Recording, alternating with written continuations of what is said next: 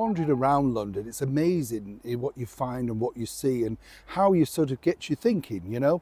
You don't necessarily anticipate to see these things as you, as I say, wander up and down these famous streets that apparently Dick Whittington thought were paved with gold. How wrong was he? Right? Although there is a reason behind that, which I'll tell you a little bit later on. But you see, the other day, there I was out filming, of course, well, one of the many channels. And what you have to do, I don't mind sharing this with your chums, you have a little bit of downtime because there's every hourly bulletins. So they come back to you and, you know, that sort of stuff.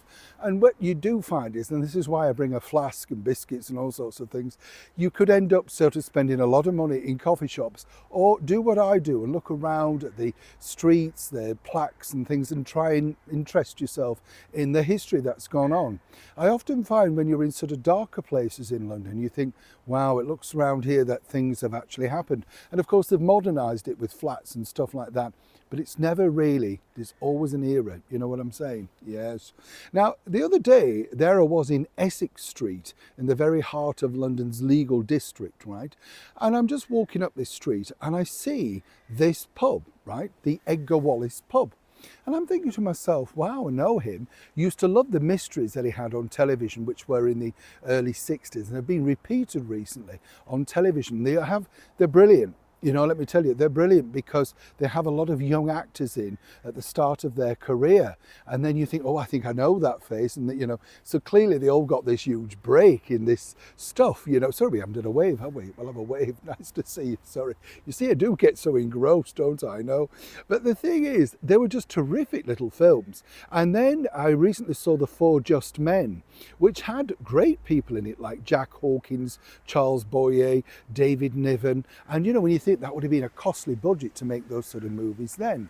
So this pub, I thought, well, is this pub because Edgar Wallace went there? Did he drink in there? Well, what happened, and it's fascinating, outside was this big scroll of his career. And of course, many will know, I didn't until I re-looked this up, that he was the man that gave us the brilliant King Kong. How terrifying was King Kong? And who remembers Fay Wray hanging in there? Yeah, literally. It's a brilliant film though, isn't it? And so I wanted to share with you today what I discovered about Edgar Wallace, and in particular, how he was a huge favourite.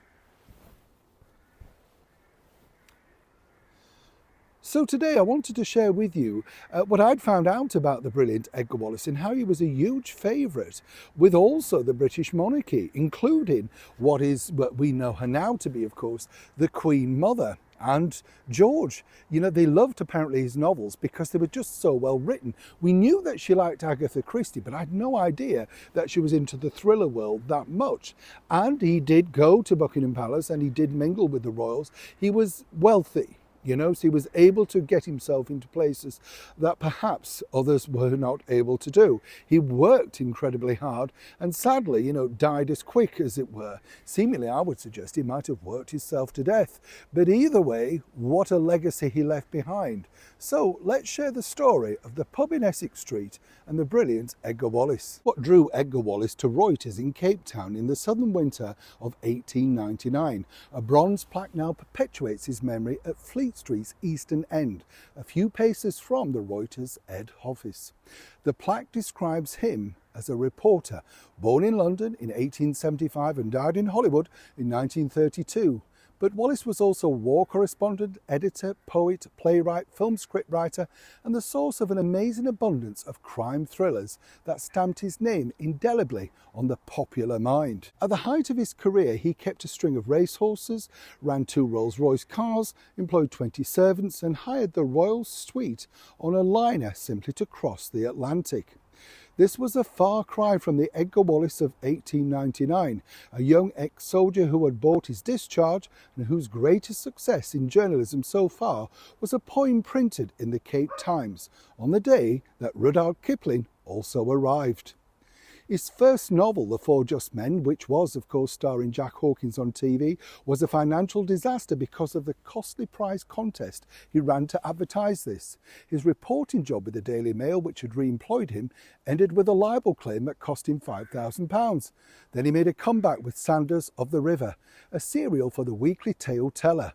Now, writing feverishly to support a very flamboyant lifestyle, Wallace produced 28 novels by the early 1920s, then quickened the pace to end with a lifetime total of 150 works. All this time he made innumerable contributions to newspapers, periodicals, for some of which he was at times also the editor, racing editor, dramatic critic, or indeed reporter. He wrote and produced many plays at London's Wyndham's Theatre. Now, some people felt that Wallace could have been a lot bigger, as it were, with a Dickensian touch. But he was an incurable spendthrift who chose quantity rather than quality, and at the surest way to earn the very fast sums he needed to keep his creditors at bay. He dictated novels to a secretary or into a dictaphone with almost incredible speed, fortified by half-hourly cups of tea. Once he even dictated an entire 80,000-word book between Friday night and Monday morning.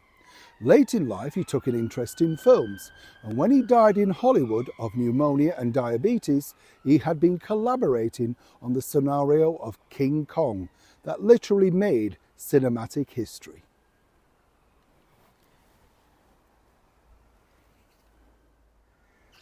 As ever, thank you so much for joining me today on our little history trot round London. Hope you're enjoying them as much as I am for making them for you.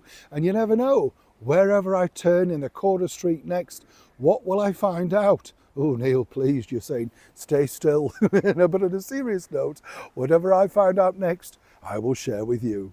Neil Sean, Kensington, London.